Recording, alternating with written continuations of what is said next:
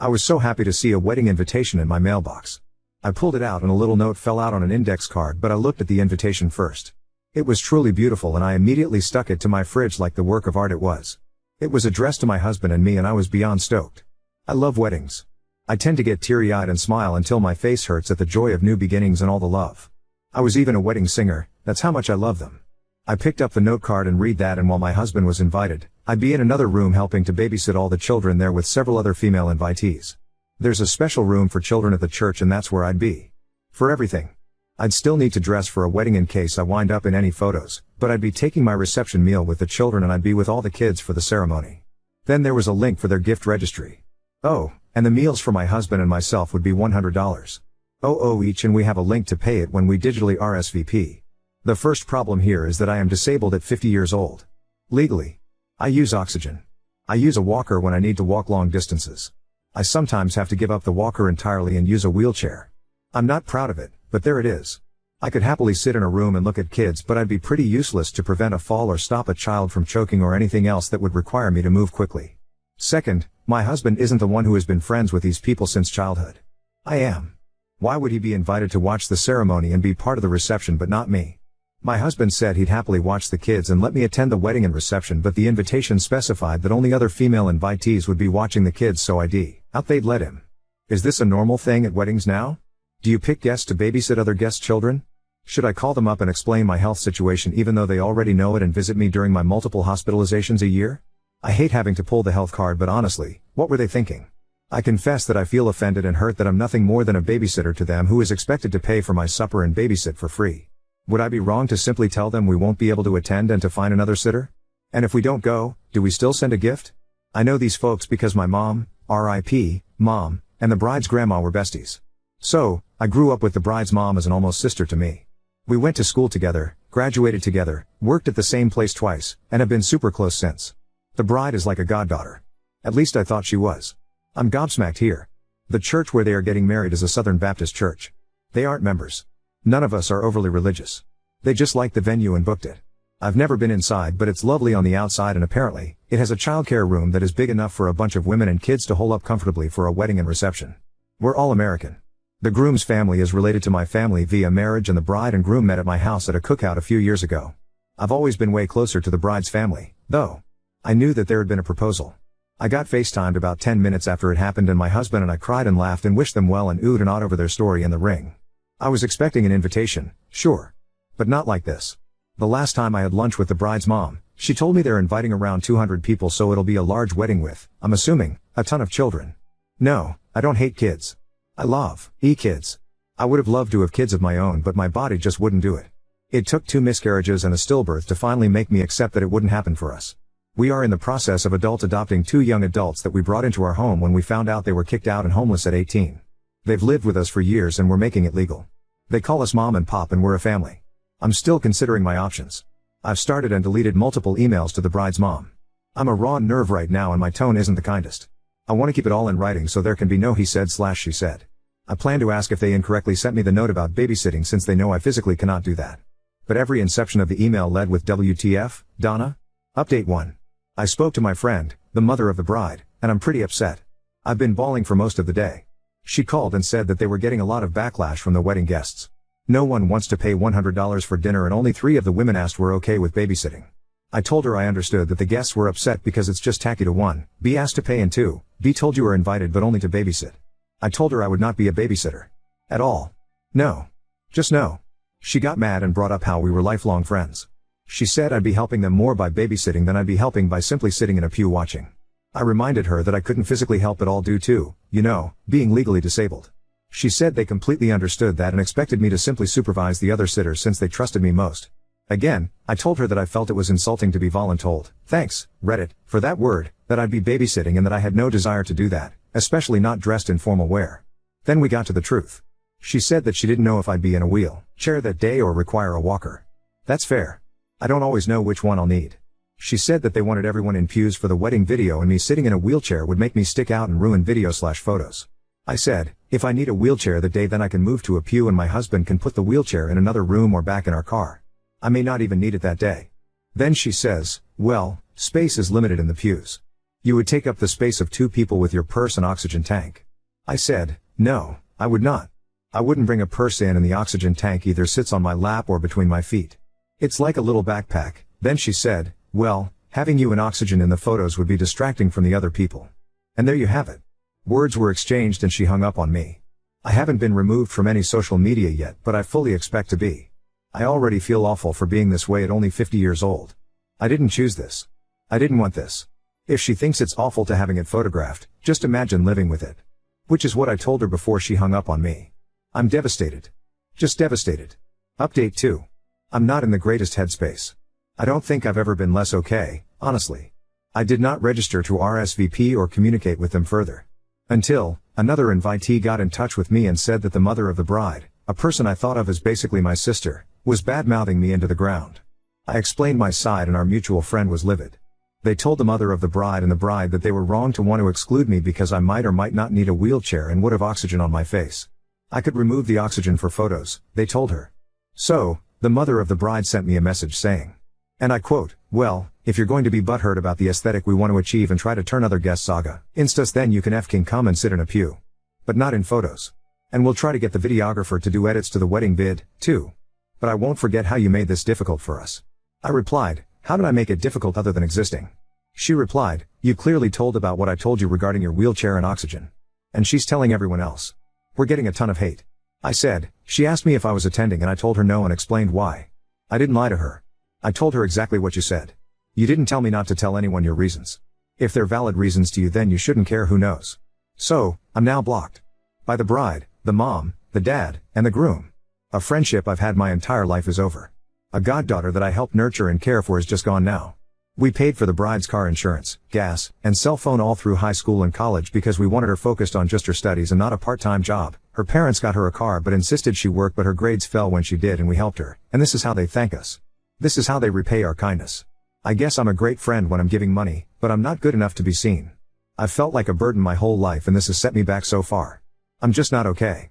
Update 3. A few mutual friends reached out and asked if it was me and I admitted that it was. They were told something completely different about the situation. The bride's mother told them that I refused to come because of my health difficulties and that I was afraid I would ruin the wedding and decline the RSVP. She even claimed that she had been begging me to attend ever since the engagement happened, which was a bold-faced lie. I am the one who organized and paid for the after-engagement party so they could announce the happy news to everyone, and I was clear to everyone that I couldn't wait to attend the wedding. So, I sent screenshots, photos of the invitation, and the note card telling me I'd be babysitting, and then the showdown where I was told I could sit in the pew and just be edited out of the video and would not be in any photos. I also posted it on Facebook and shared receipts there, too. Well, World War III has officially commenced. Granted, I'm getting this all third and fourth hand, but here's the latest. Word has spread fast. Links to the news article have made it all over the place, and I've been told that the few ladies who had agreed to babysit have backed out and asked if there was something wrong with them that would make them not fit to sit in the pews or be in photos. And I think that's probably the case since 2 of them have unnatural hair coloring and the other has facial piercings. The church that was booked as the venue has been notified, and I'm hearing it's probably not going to happen there because the pastor's daughter is wheelchair bound after a car accident. He was going to officiate, but now he says he's conflicted about it and the message it would send. My ex-friend and the bride have blown up my husband's phone because I blocked them after this went public. They blocked me first on all of the social media spots, and he let it go on for a few days to see what they had to say. He has blocked them, but the bulk of it is that I'm jealous that I was never blessed with any children of my own, so that's why I'm ruining this for them. I'm hateful and vile and vindictive because I hate them for their clear health. I mentioned that the groom is related to me by marriage, right? That whole branch of the family tree has now divided itself with some on my side and some on the bride's side. The groom hasn't contacted us at all, but his mother did and told me that I was wrong for sharing personal business and that I need to let the bride have her wedding how she wants it. I don't agree that I did anything wrong here. I can't help that I am sick. They've made me feel like utter trash that should just be tossed into the landfill. I hurt. I literally ache because of this. So, hi Donna, my ex-best friend and practical sister. If you're reading this, you devastated me. I'm not okay. I don't know that I'll ever be okay again. I invested time and money into both you and your daughter.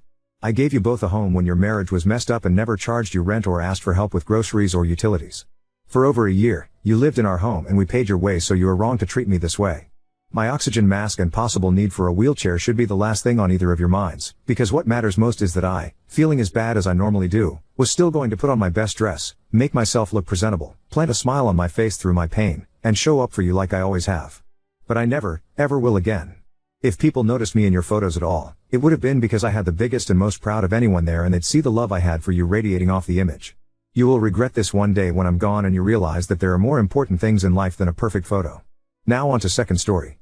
Put my daughter to sleep while my wife stayed at the hospital with her father, and she vomited and choked to death.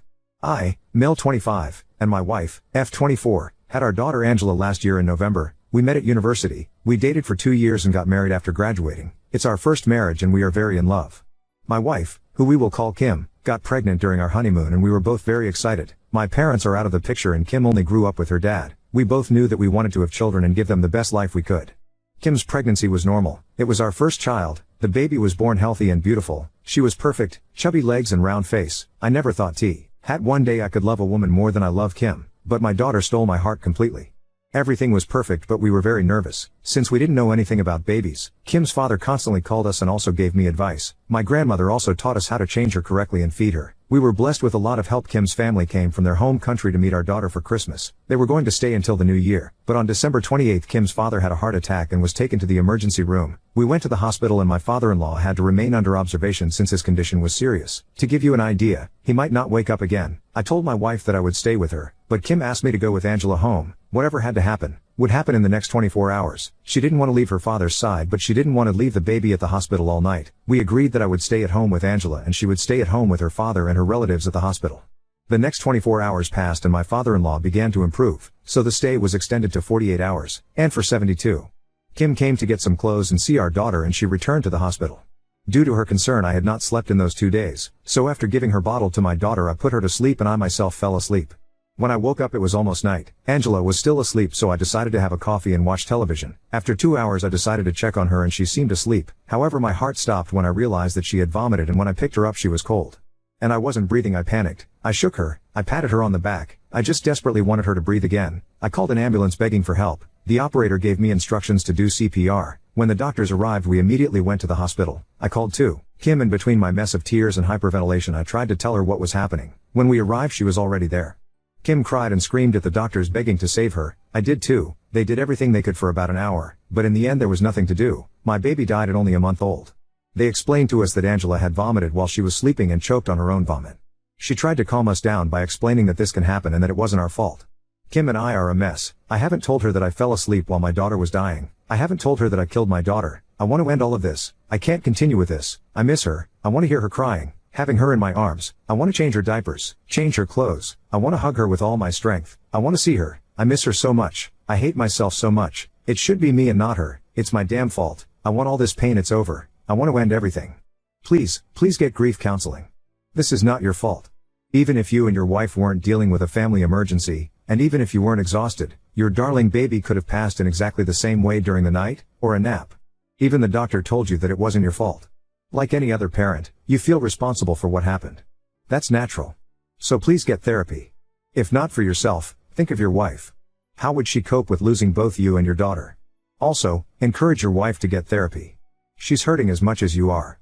Posted by you/elegant_raised2844. It's not easy for me to talk about this. It happened very recently and I don't like talking about my problems with strangers either. But right now I F24 feel alone and lost because I can't talk to anyone.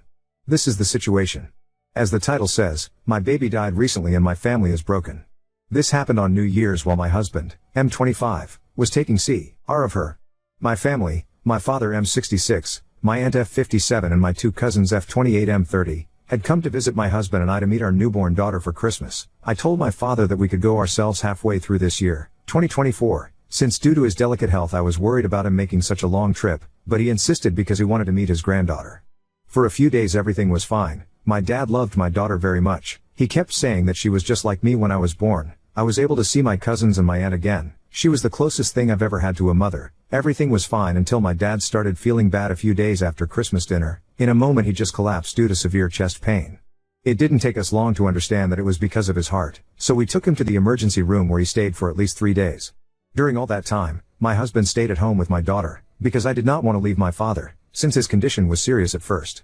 When he started to get better I went back to my house to see how my daughter was doing. I felt calm when I saw that my husband was taking good care of her on his own. However, I asked him if he needed me to stay with him. He told me to be calm, that he would take care of everything and that I focused on accompanying my dad. My husband knows how important my father is to me, so I was grateful to have a man like him supporting me.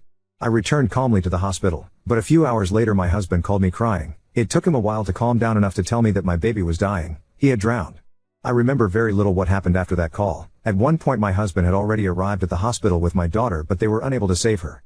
Before you think it was negligence, no, my husband did not neglect her. The doctor explained to us that the baby died of SIDS. She choked on her own vomit while she was sleepy. My husband could not have prevented it unless he had been watching her nonstop. 24 hours a day, so no, it wasn't his fault. My daughter's body was cremated as my culture dictates, and her ashes are now in my house, in her room. The most difficult thing was to tell my father. He woke up from his comatose state on January 1st, but I couldn't go see him until the next day. Prudently, my father had not been told anything about what happened. I tried to put good face until my father asked to see my daughter. I tried to excuse myself, but eventually he had to find out only a couple of days later. I wish he hadn't told me since it caused him to relapse, and this time it has taken him a long time to recover. During the entire month of January my cousins returned home, but father stayed with me at my house along with my aunt to help me take care of him. My husband practically stopped doing anything. I focused all my energy on taking care of my father and maintaining the house in order. It was a longer and more difficult time for everyone. My father was finally able to return to his house on January 30th, and since then it's just my husband and I. He doesn't talk to me, he doesn't eat, he doesn't sleep well, he can't work, he works from home, he doesn't want to talk to anyone, not even me. My family has tried to talk to me, but I don't want to talk either. I just ask for updates on my father. I don't let them ask me about anything else. For my part, I'm back to work and I'm thinking about taking extra hours since I spent part of my savings on hospital bills, but I really want to get away from my house. I feel like I'm suffocating there. I can't get into my baby's room without crying. My husband, for his part, spends most of his day there. I don't know what to do. I cry to my baby every night. I cry into his clothes, his stuffed animals, his blankets, until I fall asleep. Now I'm eating twice as much. I devour the portions that my husband doesn't want and I keep asking or more. The house is a disaster. I feel like we are both dying and we're doing nothing to prevent it. Update 1. Kim and we are fine, however we are in the process of being fine. Kim is also an active Reddit user and saw my post. We talked a lot, we cried, and I have to say I'm glad she saw it. Since Angela is not with us, I have spent most of the time in her room, and Kim returned to work very quickly since she no longer needed maternity leave, but our therapist gave us a lot of advice on how to deal with grief. I have been diagnosed with depression and I'm working on it with the help of Kim. She's also in therapy. We support each other in every way we can. My father-in-law is as well as can be. He recovered, but he hasn't been well since we told him about Angela. Kim calls him practically every day. She can't do much more since he lives in another country and it's already difficult enough for ourselves. Right now we are looking to sell our house and move to a smaller place. We bought the house thinking about having a big family, but we are going to postpone that for the moment.